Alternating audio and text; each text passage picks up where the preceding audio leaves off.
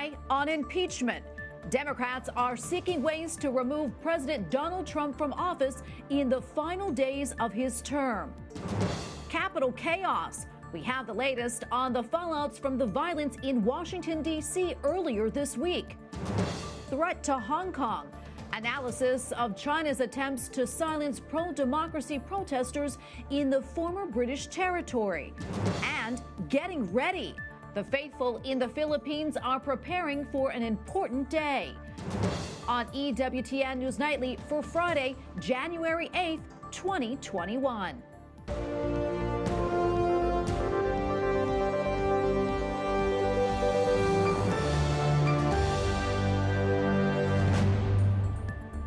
Good evening. Thanks so much for being with us tonight. I'm Tracy Sable. Aloud back on Twitter, President Donald Trump says that he will not be going to the inauguration on January 20th. He also has a new message for the millions of people who voted for him.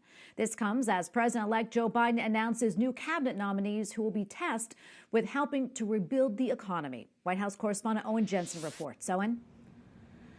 Tracy, good evening. Tonight we're following more resignations in the fallout of the chaos at the Capitol. This time, Education Secretary Betsy DeVos is calling it quits. All this as President Donald Trump has just 12 days left in office. President Donald Trump sends a message to his supporters, tweeting, "The 75 million great American patriots who voted for me will have a giant voice long into the future. They will not be disrespected or treated unfairly in any way, shape, or form."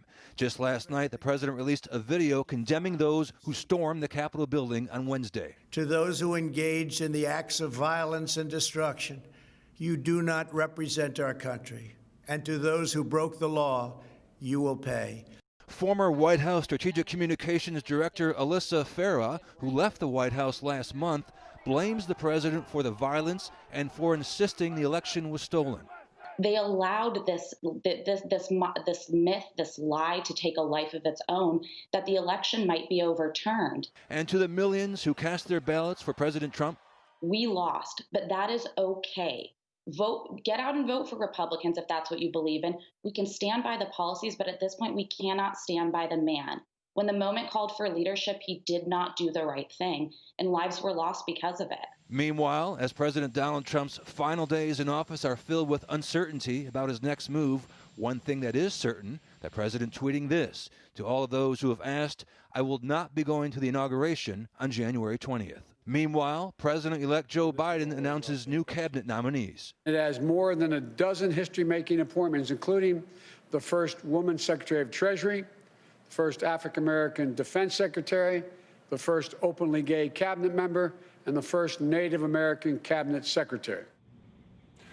Also tonight, Florida Senator Rick Scott is asking President Donald Trump to reconsider skipping the inauguration, saying it's an important tradition and demonstrates to the entire world the peaceful transition of power.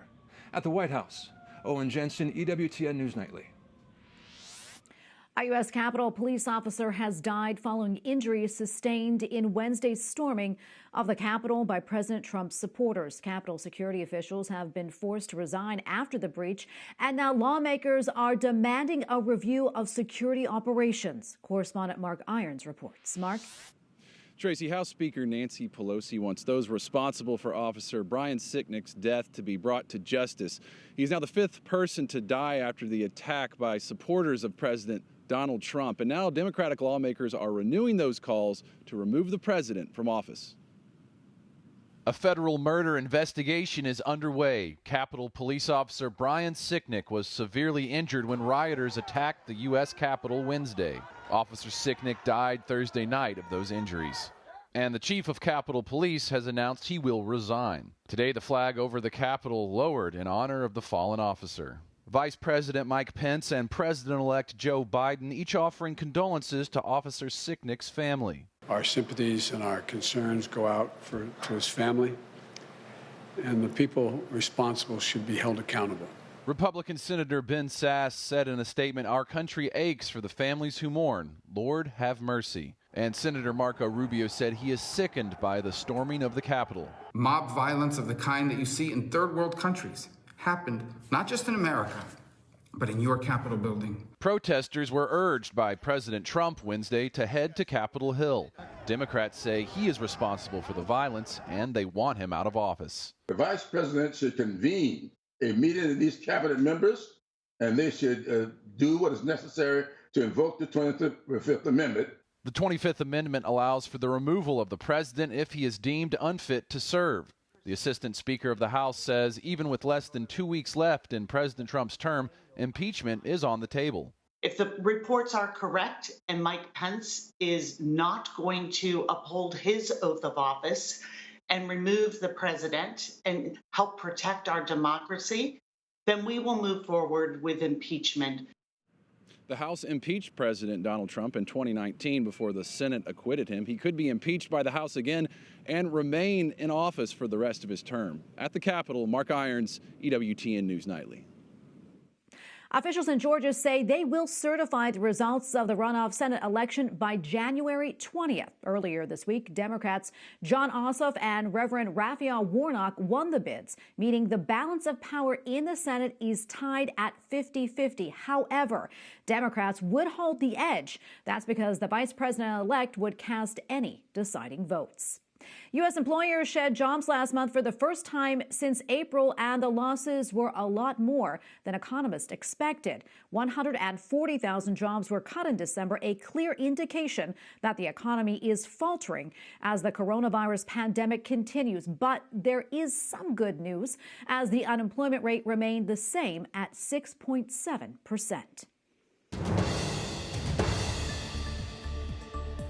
Vice President Mike Pence received his second dose of the coronavirus vaccine yesterday. The vice president received the second dose at his residence. Vice President Mike Pence received the first dose of the vaccine during a public event at the White House last month. Officials in London, England, say a major coronavirus-related incident is threatening to overwhelm the city's hospitals. Mayor Sadiq Khan says the new strain of COVID-19 is spreading rapidly. Officials estimate nearly 1 in 30 people in the city has now been affected, and residents are being asked to stay home unless it is absolutely necessary. The UK recently passed a measure requiring all airline passengers to provide a negative coronavirus test before being allowed into the region. One CEO says it will have a crushing effect on air travel there.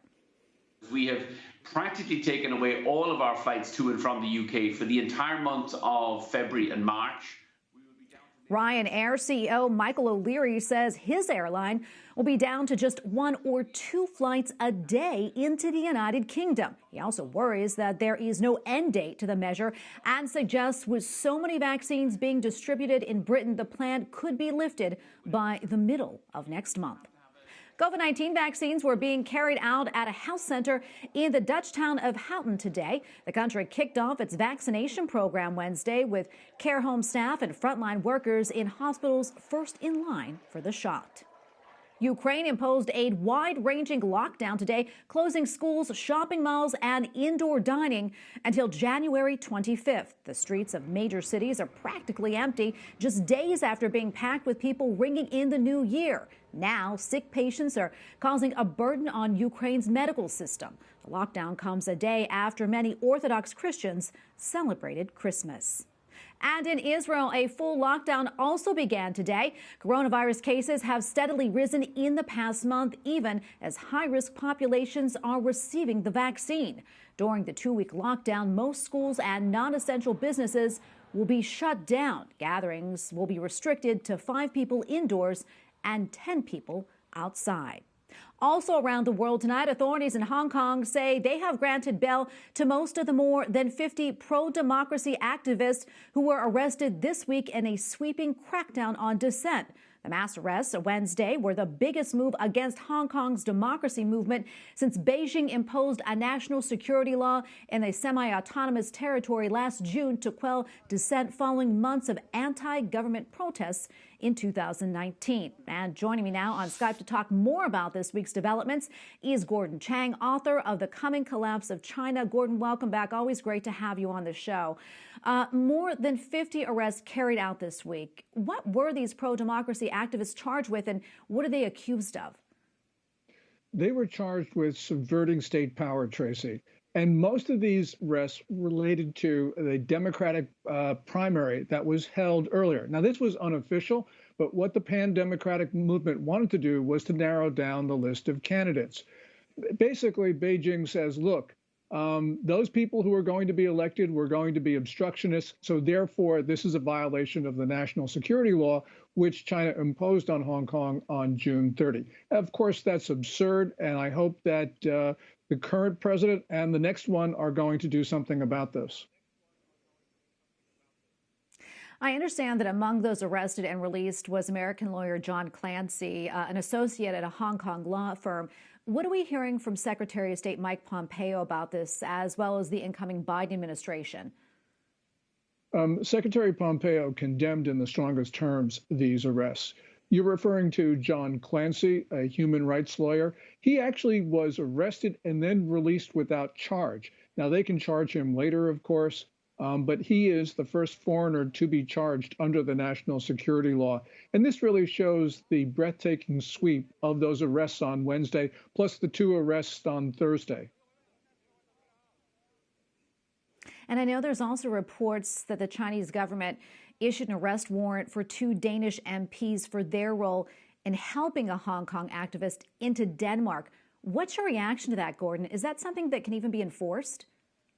Well, it can't be enforced, but this national security law has extraterritorial effect. So, for instance, I can say right now, and I'll say it, I think that China should not be ruling Hong Kong. That's a violation of the national security law. And if Beijing wants to, they can submit an extradition request to the United States, which I hope will not be enforced, especially because we don't have a treaty with China. But nonetheless, what we're seeing right now is China trying to basically demanding that other countries enforce its laws. And of course, Denmark is not going to do that. Before we wrap up, Gordon, I quickly want to talk about Joshua Wong, the Hong Kong pro-democracy activist. I know he remains in custody. He was already serving a sentence of more than 13 months and now reportedly faces some new charges. What do you know about his status right now? Well, he is back in detention. He was actually brought out of detention to be charged yesterday. And he is charged with, as the other 54 are, with subverting national power. That's the 53 on Wednesday and the 2 that were arrested yesterday. The charges are identical. As you point out, he's already been in detention, so this really didn't affect him. All right, Gordon, thank you so much for coming on the show. We always appreciate your analysis. Thank you, Tracy. Coming up, what's next after President Donald Trump announces he's working for a peaceful transition to a new administration?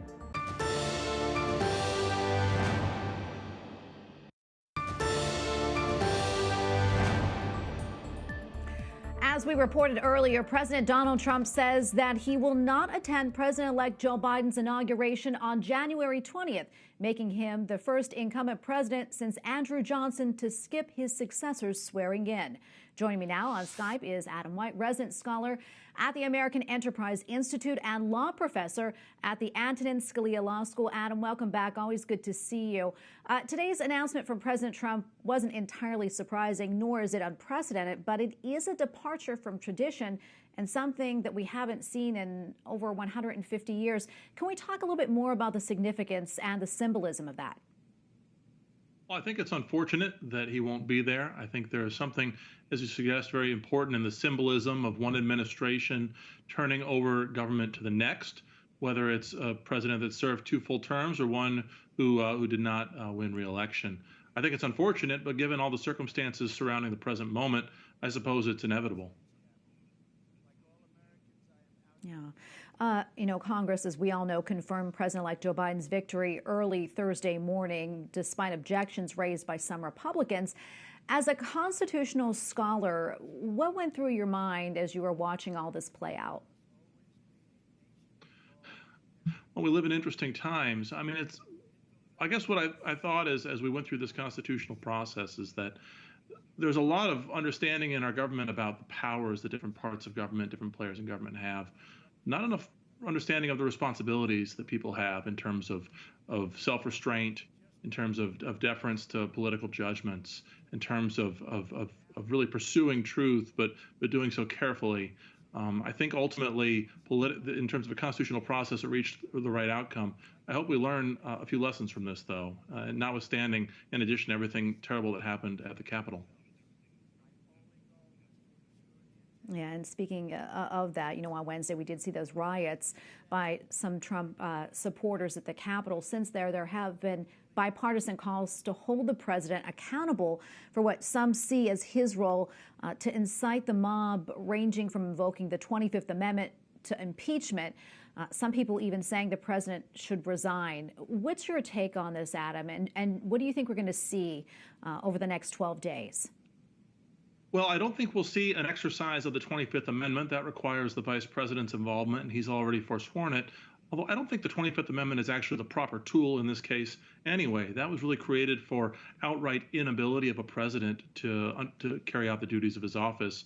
And what everyone thinks of President Trump, I don't think we're anywhere near that stage. The question is whether his conduct this week rises to the level of an impeachable high crime or misdemeanor. Frankly, I think it does. I think it very clearly does. And whether or not there's time for a Senate impeachment trial before the next inauguration, I do think the House should take this seriously. And I see that just moments ago, the House of Representatives released a draft of an article of impeachment that they'll be considering early next week.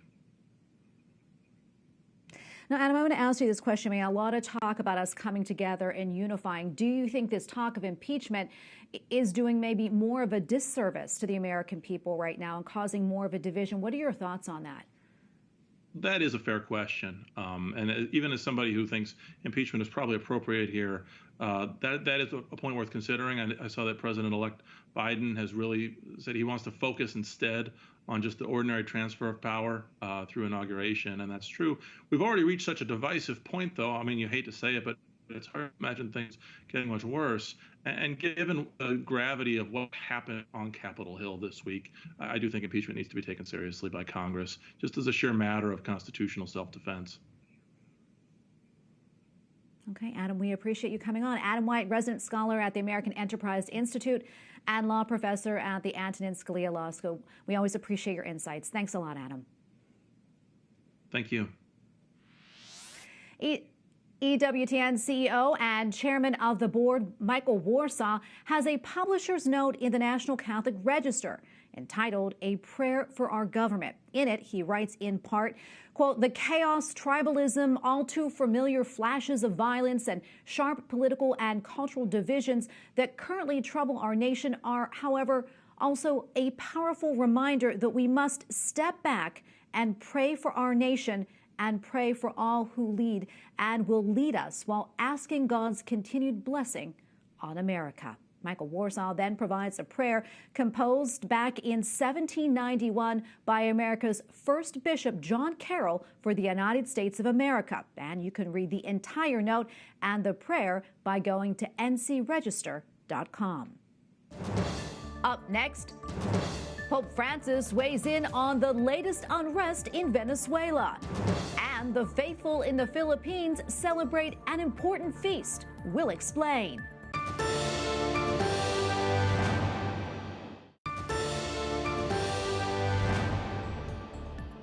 The cardinal who led Switzerland's oldest Catholic diocese has died at the age of 88. Swiss Cardinal Henri Schwery served as Bishop of Sion for nearly 20 years. He was made bishop by Pope Paul VI in 1977 and led the diocese until his retirement in 1995.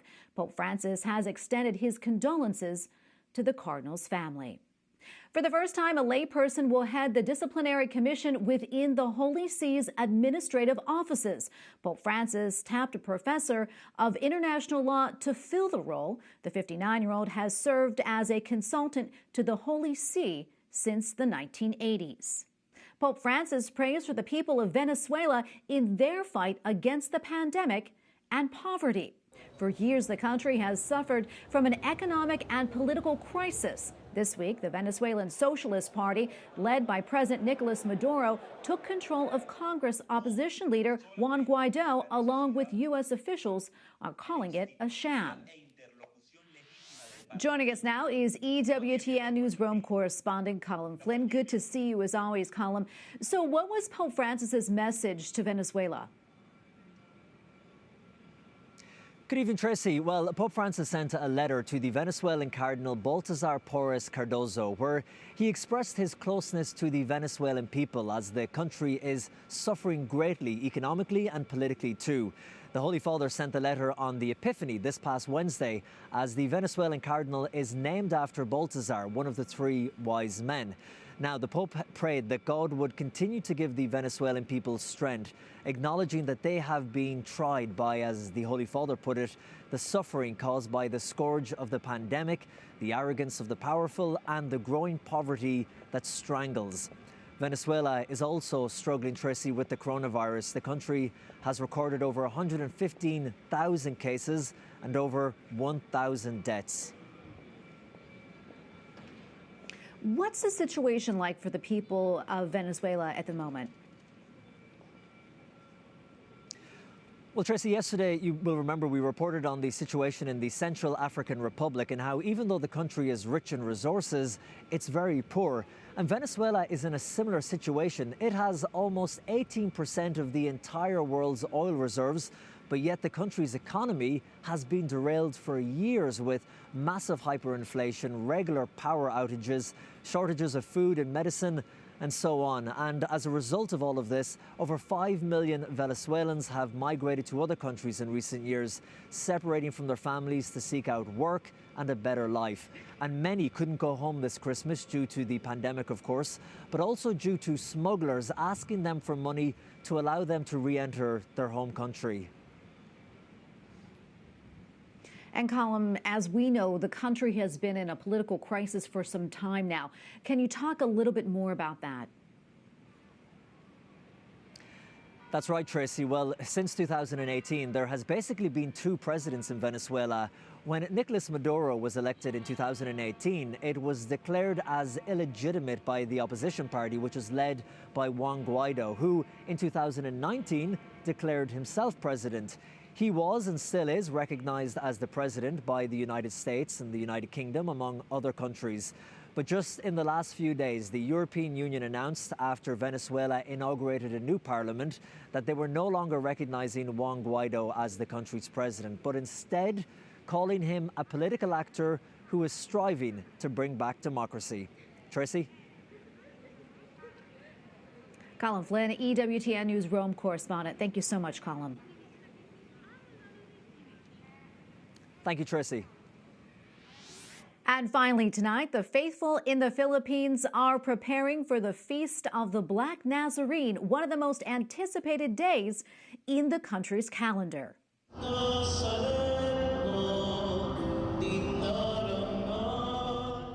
The faithful attend Mass in Manila before tomorrow's feast day. Church officials put several safety restrictions in place amid the pandemic. Still, thousands are expected to pay homage to the centuries-old statue. Many miracles have been reported in connection with it. This year, the faithful will venerate it from a distance. We thank you for watching tonight. For the entire EWTN News Nightly team, I'm Tracy Sable. Good night and God bless.